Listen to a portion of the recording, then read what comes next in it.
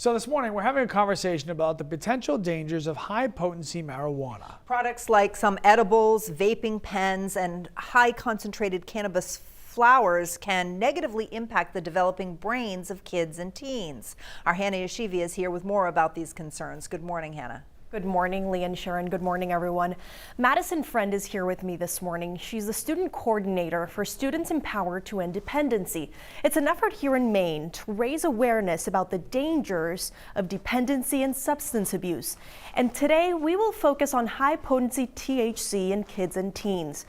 Good morning, Madison. Thank you for being with us. Tell me a little bit about your own personal experience with smoking weed when you were in high school. I started smoking weed when I was 14 because my friends did it, and I wanted to fit in, and I found that I liked it a lot. I kept smoking into my 20s, till not that long ago, and I used to be captain of the men's cross country team when I was in high school. I went to college for free. I was editor of the newspaper, and by the end of it, I was failing classes and getting into other drugs and just smoking more and more and stronger weed all of the time. How did that become a problem to you? And you just mentioned some of the things, but how is that specifically affecting your mental health? So I developed paranoia, anxiety, insomnia. I had to go on psychiatric medication to manage those symptoms, which were just exacerbated, I guess, by the weed that I was smoking all the time. And when I stopped doing that, I was able to go off those psychiatric meds and just improve my mental health overall. Wow, that's good.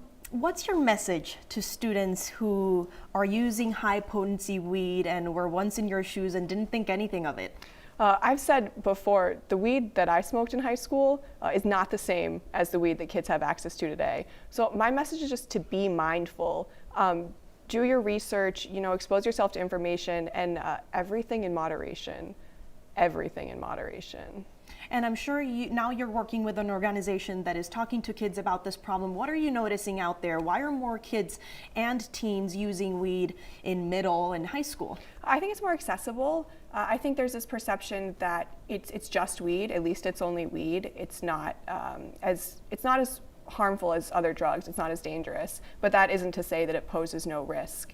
And I also think that it's more acceptable to kids' parents, where it just seems like that's okay as long as they're not drinking or out on the street. Do you think that if it wasn't because of weed that you didn't start other drug uses? I think I probably would have. I just think it made it a lot easier. Having tried weed and having smoked it for years, I wasn't as fearful of alcohol or other substances. It just took those inhibitions away, so I would try stuff, and I liked almost all of it. Madison, thank you so much for being here with us and for being so open about your experience. We appreciate it. And if you're interested in learning more about this topic, tonight at 7 p.m., there will be an event at Yarmouth High School for interested parents, kids, and teens to attend. The event is open to the public, and there will be 6 panelists, including Madison, who you just heard from, and Dr. Jeff Barkin, who is a psychiatrist, and you'll hear from him coming up in our next half hour. I'll include the information about this event on our website and mobile app.